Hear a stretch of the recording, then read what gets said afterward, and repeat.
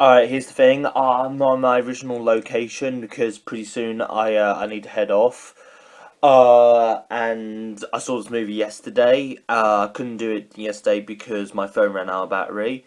So I'm doing it today instead.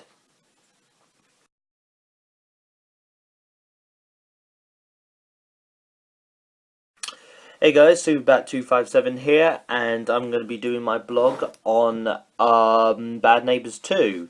So Bad Neighbours 2 is a sorority, whatever, led by Chloe Menzel, is like got Zac Efron's house from the last movie, and it's the same thing from the first movie. It's the neighbors trying to like both neighbors are at war with each other because the Seth Rogen wants them to not have it because he's selling his house, and like that's not really the same for the first movie, but you get the point. And Chloe Menzel and her friends want to just party and have fun, and like there is a reason why Chloe Menzel's doing this.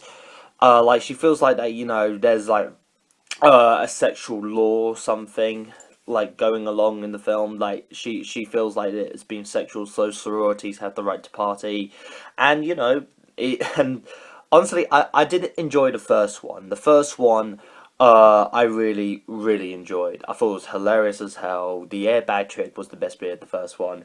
The second one, it's not as good as the first one, but it's still pretty goddamn funny. It does have some new jokes in the first one. I mean, of course, you do have the airbag trick, which is, again, for the first one. But you do also have, like, other, like, jokes in the film. And, it was not as funny as the first one, but still pretty funny. I'm pretty going to say that for the majority of the blog. But, it's true. It's pretty hard to, like, do a sequel that's as funny as the first one. Dumb and Dumber did that. A lot of other movies done that.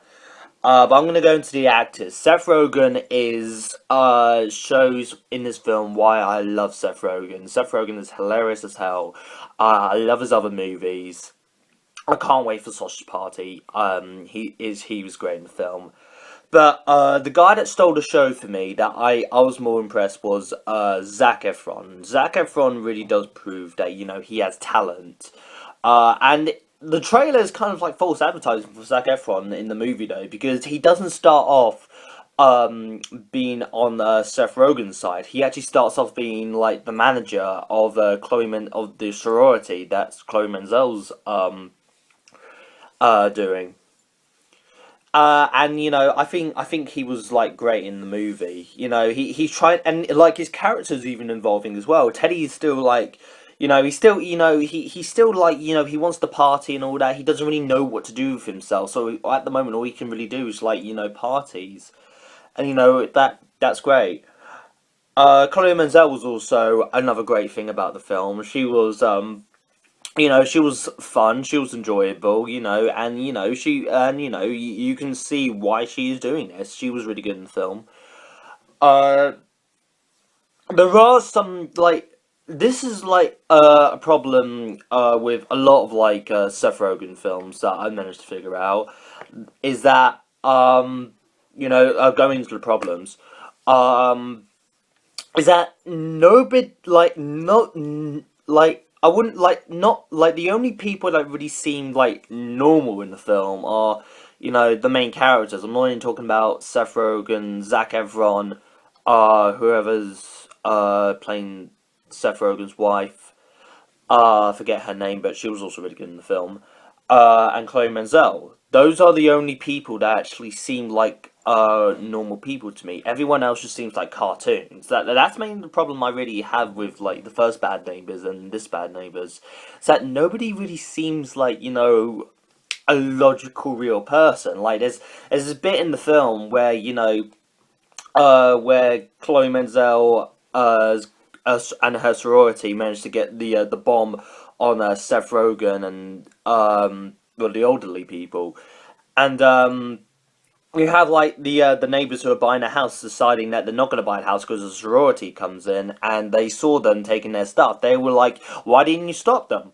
Why didn't they stop them from stealing their stuff? Why didn't they call the police?" like it's just like it goes through the film like how unnormal the world is compared to this, and there's even a bit where like even like Seth Rogen and his wife has pretty dumb moments as well. Like there's a bit in the film where the sorority steals their stuff, and they're like, "Oh, we should call the police." Like, no, we shouldn't call the police. And why? Because we stole their stuff. It's like you like they burnt their stuff, so it clearly doesn't really count stealing. If there's no evidence, then there's no then clearly like this is the thing. If there's no evidence, then there's no crime. And with and with like Chloe Menzel, it's obviously that they kept some of their stuff and they did sell them, but immediately you could have literally like called the police like that, and they would have came over. There we go, done. Like I feel like I'm not really like hating on the film at all. I did enjoy the film. I loved my arse off for this film. I thought it was hilarious, but like but it does have like the original Seth Rogen problems, which is like not everyone's like the side characters are really like not really normal, and yeah.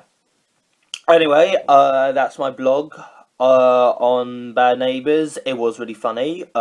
Just to put it out there, I'm not hating on the film. I do not hate the film whatsoever. I thought it was really funny. And I would definitely recommend it if you did like the first Bad Neighbours, because this does also have the same, humour that the first Bad Neighbours does have. So, see you next time. Bye.